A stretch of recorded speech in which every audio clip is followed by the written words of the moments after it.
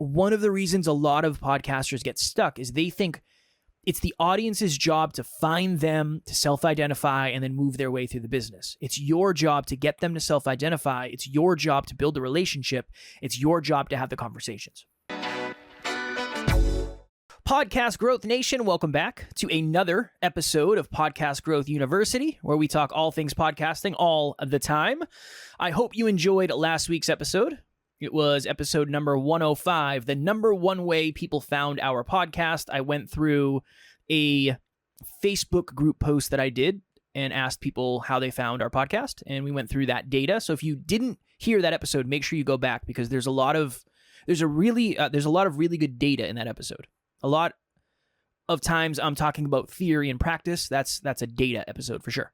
All right, today for episode number 106, I don't know if I mentioned what I was going to talk about last week, but I changed it up a bit just based on when I learn new things, I want to share those new things. So I might even stop telling you the episode I'm going to do next.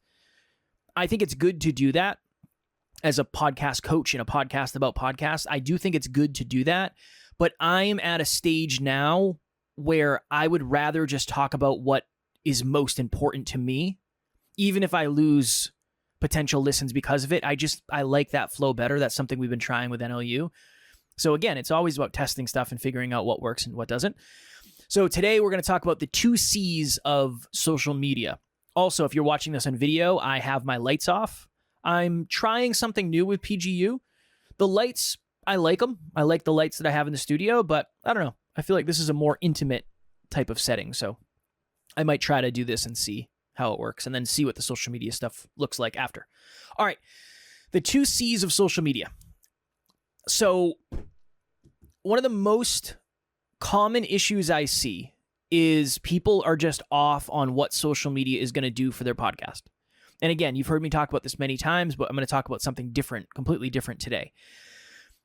A lot of people think that you start a podcast, and let's say you already have a social media page, and all you do is just take a bunch of content from the podcast and put it on the social media page. And then people will find that, and then they'll come listen to the podcast. And it doesn't really work that way anymore. Social media will always be important unless podcast apps figure out how to make their own communities within the podcast app. So imagine a world where everybody who listens on Apple Podcast, there is a Apple Podcast social media platform where you have your own profile and people can comment on the latest episodes, they can share stuff, that type of stuff. Imagine if that happens. I don't know if that's ever going to happen, but until that happens, social media is always going to be valuable because it's where we can find the people that listen to the show. Yes, you can get some people to go from social media to your podcast, but I think it's just less than it used to be. Just because somebody watches your clips on social media does not mean they're going to come listen to your podcast. I mean, really think about it. When you're scrolling through social media, how many times do you come across a podcast clip that you have no intention of going and listening to the whole episode? For me, it's pretty often. Now, maybe that's just me. Maybe that's my behavior, my user experience, but that's kind of how it works for me. What you're doing when you're putting your stuff out on social media is you are marketing, but you're also branding. So it becomes a compounded effort. So let's say you go on a podcast as a guest. People say, where can people find you? You say, go check out my social media. All of the people that now know you're a podcaster and they know about your podcast might also go check out your social media. And it helps build credibility.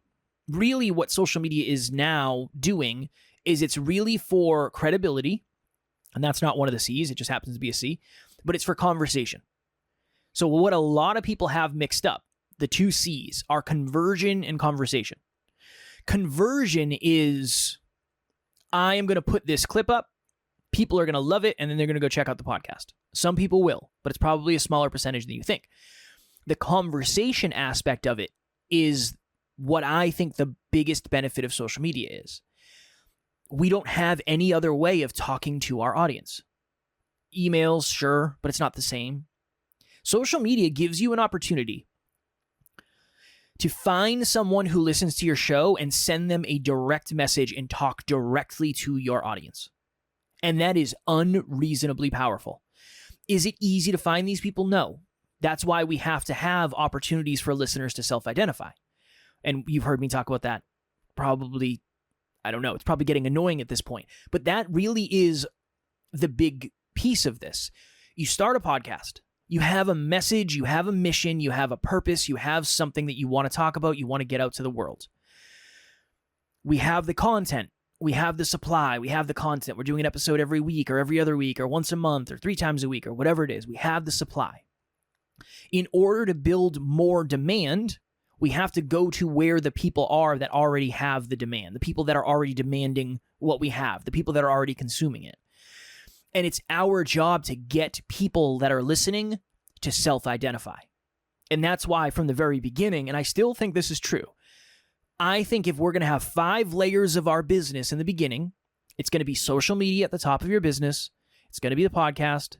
It's going to be a Facebook group or a group in general, Discord, WhatsApp, whatever. There's a bunch of groups out there that I don't even know of at this point because they're popping up so often. A freebie and then something paid. Realistically, if we think about it, social media is an opportunity for a listener to self-identify. It's not necessarily about conversion. It's about the fact that if somebody already listens, maybe they'll follow you and that will keep them in your ecosystem. So it's not about finding someone and converting them to a listener. It's almost finding a listener and then getting them to follow you on social so they can self-identify. The podcast is obviously the podcast. We want as many humans as possible to listen so we can add value and then figure out where to go from there. But it's really hard to figure out who those people are. A group. One of the big reasons I am so big, for lack of better phrasing, on using groups is it's a really good way to figure out who your listeners are because they have to self-identify in order to join the group. So if we have, whatever it was, 720 or 730 people in our Facebook group, those are all names of people who are potential listeners. That doesn't mean they all listen. It doesn't mean they still listen, but it means that at one time they were exposed to our Facebook group, and the biggest way we expose people to the Facebook group is through the podcast. So all of those people self-identified. A freebie. One of the reasons people like freebies as lead magnets or lead generation or whatever is because usually you have to enter your email in order to get the freebie. And then you have self-identified. Now, that's where things get wonky because people say, well, when you get someone's email, then you can set up this whole sequence. I'm not really big on that. Will we be at some point? Probably. But for right now, a lot of what we do is it's personalized and it's one-on-one. It's not somebody signs up for this and then they get 3 emails with another offer. There's a time and a place for that. I'm not saying that's wrong, but that's just not something we're focused on right now. But when you join the email list, you have to self-identify. And then obviously, if you have a paid product, whatever it is, it could be a $1 product, it could be a $9 product, it could be a $100 product, whatever it is, you have to self-identify in order to get it. So you can see how at the very top, it's about exposure and it's about finding people and getting people to listen, getting people to follow you on social that are already listening to the podcast, right? There are 2 ways to do the social media thing. There is you focus on growing your social media and you hope that people convert, or you focus on the podcast and you kind of treat social media secondarily and you optimize for the fact that if you have 100 listens this month, let's say it's 25 people who are listening, do all 25 of those people follow you on social media? Okay, maybe that's a call to action on the podcast. Hey, if you resonated with what we talked about today, make sure you check out my social media page. I know we do an episode every week here, but I actually post every single day. And my handle is boom, right? The in-between show or whatever it is. I don't usually suggest you have a podcast-only social media page, but I can do another episode on that at some point if you want me to. But the conversion and conversation is what the 2 C's are. The conversion is kind of what it used to be. In the 2017, 2018, in those days, the old days, as I would call them, you kind of were looking for conversion. You were looking for conversion because people didn't really know about podcast as much as they do today. And I was branded as one thing. So I was branded more as like a fitness guy. A lot of the audience didn't know I had a podcast yet. So in the beginning, there was a crossover and more people were sharing and that type of stuff. It's just the landscape of social has just changed a little bit. The conversation piece is what a lot of people are missing. And so we did this one time, and I don't suggest you do this because it wasn't necessarily the best use of time, but Alan and I were getting ready to go somewhere, and we were at the airport, and I think our flight got delayed. And we were trying to think of what we could do to pass time and be productive and get stuff done. And we came up with the fact that we were going to message all of our followers, and we were going to ask them how they were enjoying the podcast. Now, again, this was like 2018, so we were very new. I didn't really understand this yet. And we got all really good responses, but a lot of people said, oh, I've never listened to the podcast. Or I'm sorry, I've never listened to the podcast. Nothing to be sorry about. I'm sorry, I'm messaging you, asking you if you've listened to the podcast when I should know better than to assume you have. But the beautiful thing about that was we started a lot of conversations. Hi, I'm Jennifer Hurwitz. So last year, I wanted to quit everything. I wanted to throw in the towel. I wanted to hang up my microphone. And Kevin said no. Kevin said, keep going, Jen. You've got this. And oh my God, I'm going to cry. And I did. Coaches need coaches, y'all. And working with Kevin has been one of the best experiences of my life. Oh my God, I'm crying. Kevin, you are the best. I could not do this without you. And thank you. Thank you for being you and the amazing human that you are. Now, most of those conversations went nowhere because we didn't have products. We didn't have services. I don't know if we had a Facebook group at that point. There wasn't anywhere else for them to go. But there was a lot of opportunity for a conversation. What I would do, and you've heard me say this as well, and I still do this, I will go through my story, Instagram or Facebook, and I will just start conversations with people. Because you never know.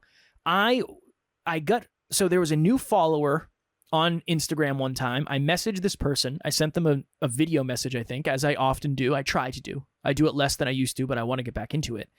And all I said was, hey, thank you so much for the follow. I appreciate it. And then I said some other kind words. And I said their name so they would know it wasn't just a copy paste. And they messaged me back and said, oh my goodness, I listen to your podcast every day. I'm fangirling so hard right now. That was a self-identification. That self-identification probably never would have happened if I didn't send the message first. There's something about, I think people assume you're busier or maybe you don't want to get messages because it's annoying. I don't really know. It's this weird thing. When we crossed a threshold, we used to get a ton of messages and shares in the beginning. And then I think when it started to look like we were quote unquote successful, I think people thought that they were bothering us or something.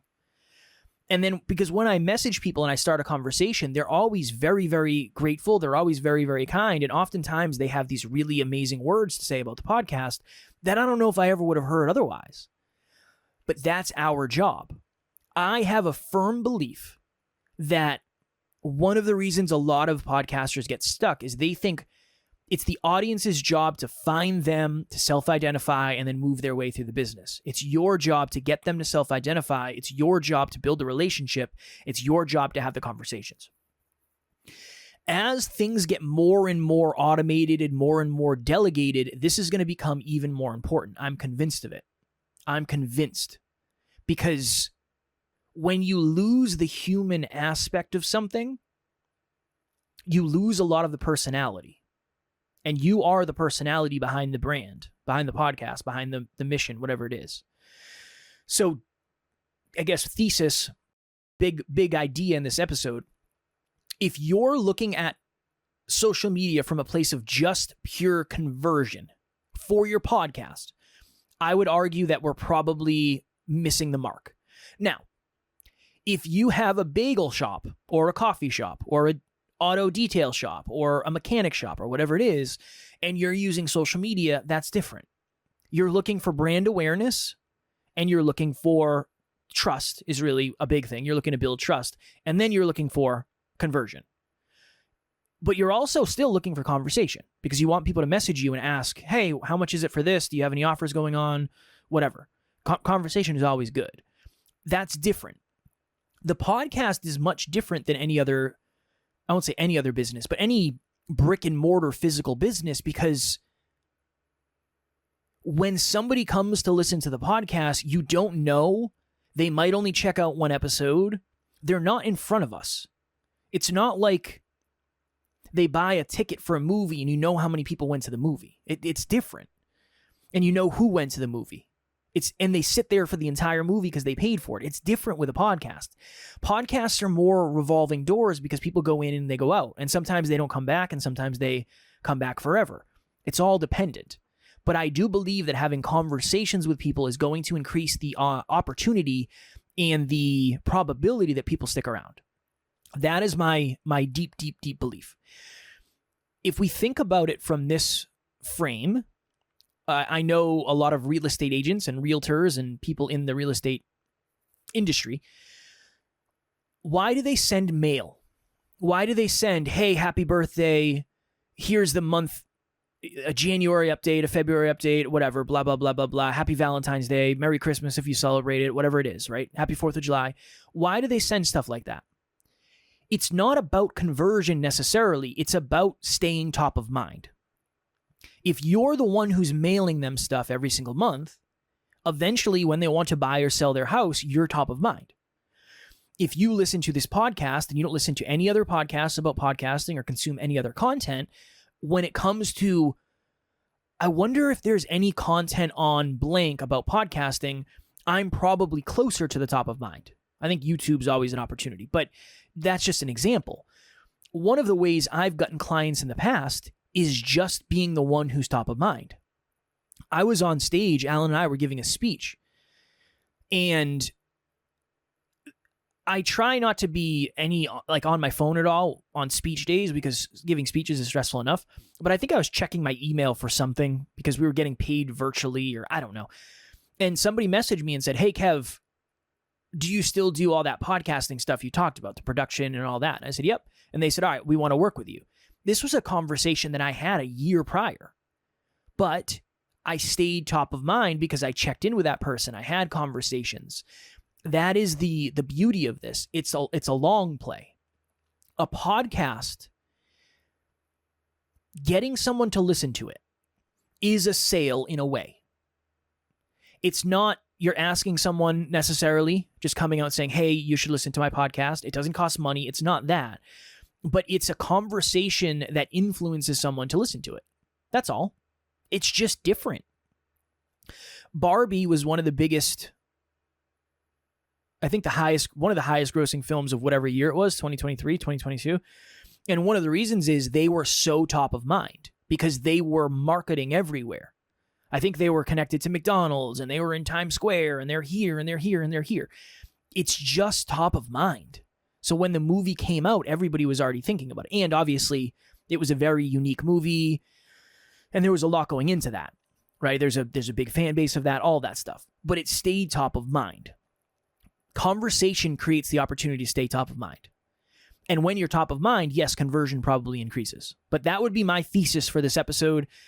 Don't focus as much on conversion as conversation. And even in the podcast, when we talk about calls to action, it's kind of the same thing for me. I'd much rather create the opportunity for a conversation than a conversion to something paid, because I'm always playing the highest probability. The highest probability is that people will listen to the podcast and then join a group, not listen to the podcast and then give you money. For most audiences, some audiences are different. So I won't blanket statement that. I have some clients who their audience wants to buy from them. They just do. And they want to be told where to go, and they're on it. So, but not everybody's that way. And I think it's important to state that. So that's the big takeaway. Conversion versus conversation. If you want more conversion, have more conversation. If you want more conversation, you have to go out and start it.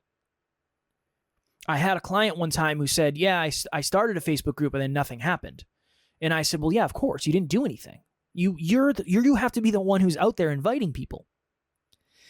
You can't just have a party and expect people to show up. You got to invite them. there's a lot of parties going on. What makes yours different? Well, you invited me. All right, cool. I'm in. I'm going to come. People like to be invited to stuff. They like to be told about stuff. They like to be informed about stuff. It's our job to do that.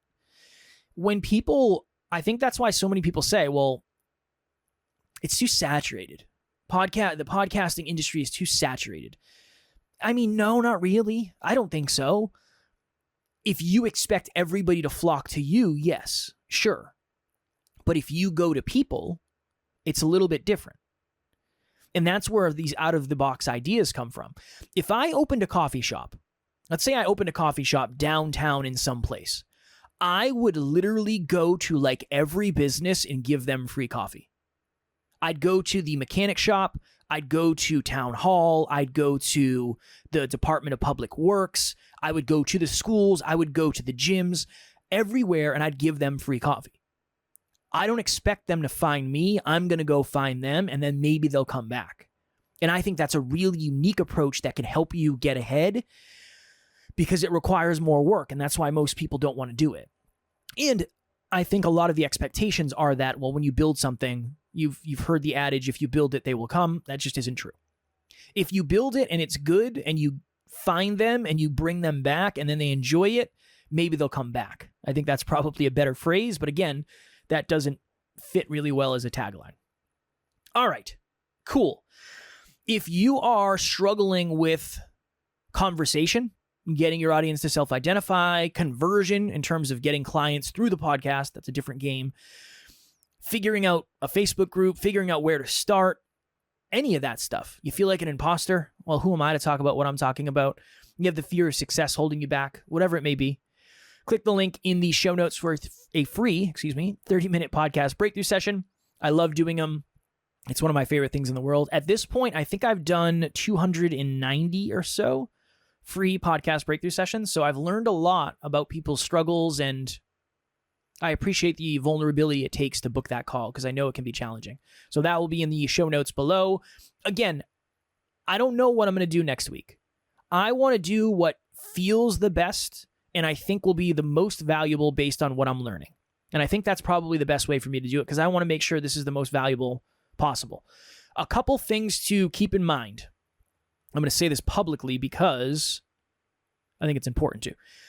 Over the next 5 months, this is going to be a bold statement, I'm going to try, I'll definitely have a Facebook group up in the next 5 months, 1,000%. That's a guarantee. I already created it. I just haven't made it public yet, and I'm going to work on that. I'm going to be writing a book this year on podcasting, and I'll probably make a very, very low ticket priced course of some sort. Maybe like a $29 or a $49 course. And when I say low ticket, I understand $50 is a good amount of money, but I'm going to try to make it as valuable as humanly possible. So there's a couple things that I'm going to try to put together over the course of this year. Next year, I'll probably start group coaching in some way, shape, or form. I just don't know how that's going to look yet, but there will be a podcast Facebook group. There will be a book, and then there definitely will be a course at some point. So just wanted to throw that out there. Any thoughts you have around those, I'm always happy to hear. I kind of already have the book outline done in my mind. Alan and I kind of went through that, so we will see what happens there. All right, until next week, keep on crushing it. Keep on podcasting. I will talk to you then. I hope, what do I hope? I hope your listeners are self-identifying. I hope that you're feeling confident in front of the mic, in front of the camera. I hope you feel supported. That's what I hope most for you. I hope you feel supported by those around you. And I hope you're staying consistent. I've been on a lot of shows lately and I look at their episodes and they're missing. It's not a good look. And when you miss once, it's easier to miss twice. So that is what I hope for all of you. You're staying consistent. Until next week, keep on crushing it. Keep on podcasting, and I will talk to you then.